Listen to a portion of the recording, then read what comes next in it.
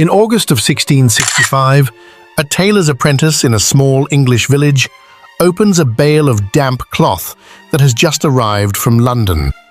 The fabric smells musty. He sets it near the fire to dry. Within a week, he is dead. Within a month, the bodies start piling up faster than anyone can bury them. And within a year, the people of this village will do something no community in England has ever done before. They will not break the quarantine. They will look at the disease tearing them apart, and they will choose to die where they stand. To save people they will never meet. This is Plague Diaries. Every outbreak has a story. Every village, a moment when everything changes. And this one begins with a piece of cloth.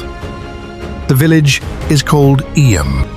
It sits in the hills of Derbyshire, in the English Peak District.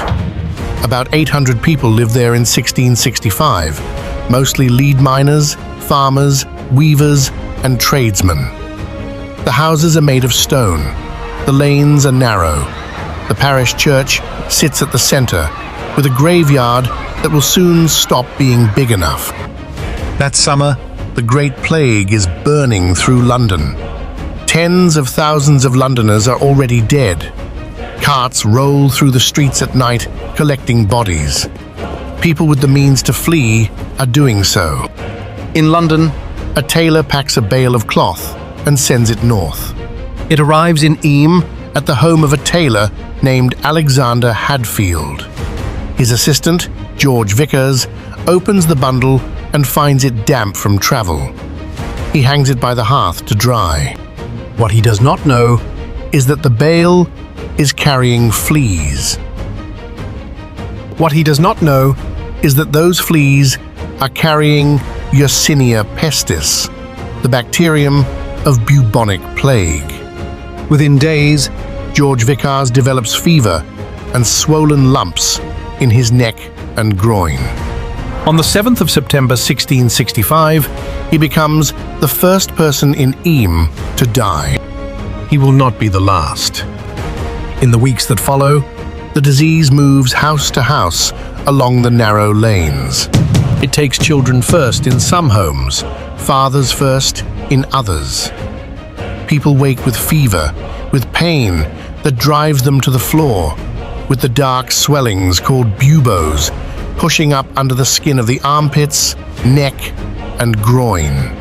Some die in 3 days, some last a week. A few survive, no one fully understands why. By the time winter sets in, 23 people are dead. When the cold deepens, the deaths slow. Some hope the disease has burned itself out. It has only been waiting. In the spring of 1666, the warmth returns, and so do the fleas. The deaths begin again, faster than before. Whole families fall sick in the same week. Children stop appearing in the lanes. Doors stay shut for days at a time. The smell of sickness settles into the stone of the houses. By late spring, the village is facing a question that no one wants to ask out loud. If this keeps spreading, will it leave Eyam? Will it travel through the surrounding villages, into Sheffield, into market towns, into homes that have so far been spared? People in Eyam have neighbours, family in the next valley, friends in market towns down the road. A choice is coming, and the man who will force the village to face it has only been there 14 months. His name is William Mompesson. He is the new rector of Eyam, a young Anglican vicar in his late 20s, with a wife named Catherine and 2 small children. He has been in the parish less than 2 years. Most of the villagers do not entirely trust him yet. To make the decision he is about to propose, he will need help. So he reaches out to Thomas Stanley, the previous rector, a Puritan who had been removed from his post for refusing to conform to the Church of England. Stanley still lives in the village, He is older, respected by the dissenters, stubborn, trusted. In June of 1666, the two men, once on opposite sides of a religious divide, stand together and propose something that has never been done in an English village. They propose that Eyam seal itself off. Food and supplies will be left at agreed boundary points by outsiders.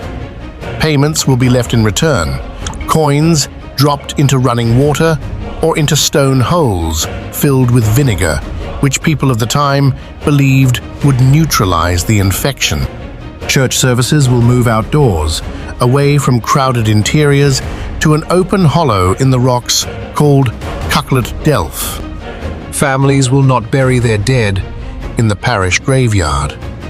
They will bury them in their own gardens, in the fields, wherever they can.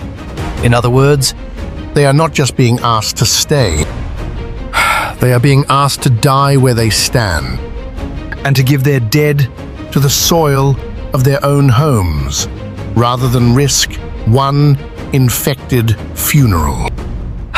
The villagers agree. History does not record exactly how that agreement felt in the moment. It only records what came next. The quarantine begins. A boundary stone is set at the edge of the village, marking the line beyond which no one from Eyam will pass. Travelers from the surrounding villages come to the line, leave bread, meat, medicine and supplies, and then turn back. Eyam's people approach later, take the goods, and leave coins resting in vinegar-filled holes in the stone. Money cleaned in vinegar.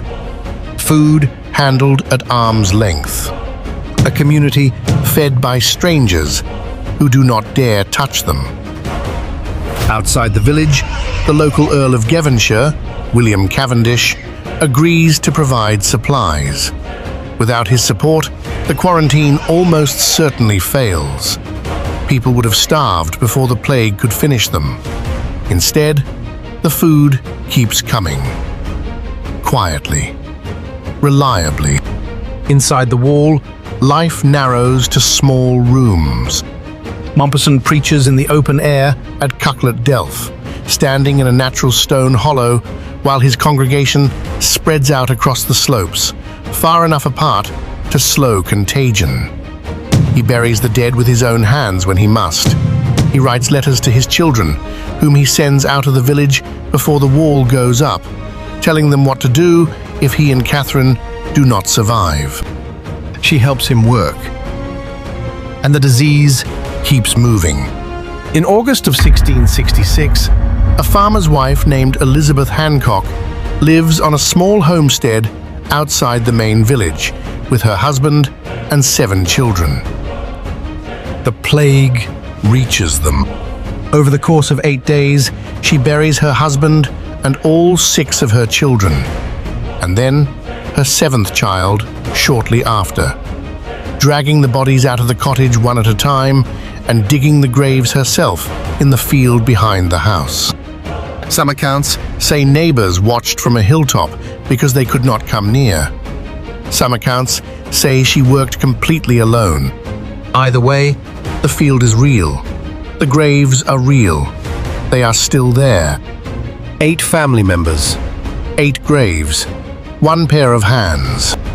It is the kind of detail that turns a statistic into something a person cannot stop thinking about later.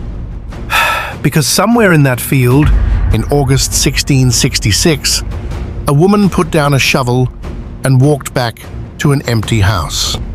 She lived for many more years. She rarely talked about that week. There is another name from Eyam that lingers. When the dying outpaced the village's ability to bury the dead, Marshal Howe stepped in. He had survived the plague himself early in the outbreak. He believed he could not catch it again. So he became Eyam's gravedigger. He carried bodies out of houses, sometimes alone. He dug graves. He buried strangers and neighbors. In return, and this is one of the darker pieces of the story, he reportedly helped himself to the belongings of the dead. Clothes, tools, household items. He buried more of Eyam than anyone else. His confidence was almost right. But the plague came back for his family, his own wife, his son. Marshal Howe survived. The people closest to him did not. And after the outbreak ended, the village remembered him as a man both useful and disturbing, someone they had needed and someone they could not quite forgive. That too is what plague does to a community. It does not just kill people, it twists the survivors into shapes the survivors did not choose. By the time the plague burns out in Eyam in late 1666, the official count is around 260 dead, out of a village of roughly 700 to 800. That is somewhere between a third and nearly half of the population, gone in about 14 months. Whole families wiped out, houses standing empty, lanes that used to hold children now quiet enough to hear sheep on the hillside. But here is what did not happen. The plague did not jump from Eyam into Sheffield, 12 miles away. It did not race through the surrounding villages. It did not seed a new outbreak in the populous north of England. Modern historians and epidemiologists still debate exactly how much credit the quarantine deserves. Geography, weather, and luck all played roles. But the most likely answer is that Eyam's voluntary seal contained the worst of it. The wall held. And the wall was not made of stone. It was made of an agreement. An agreement among miners and farmers and weavers and widows that they would stay, that they would die where they stood, and that they would let strangers live. That is what Eyam actually did. It was not just a plague village.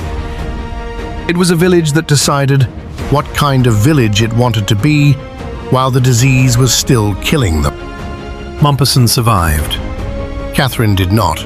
She died in August 1666 and was buried in the churchyard he had stopped using for almost everyone else.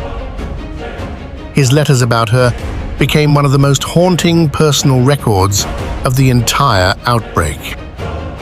He left Eyam shortly after the plague ended.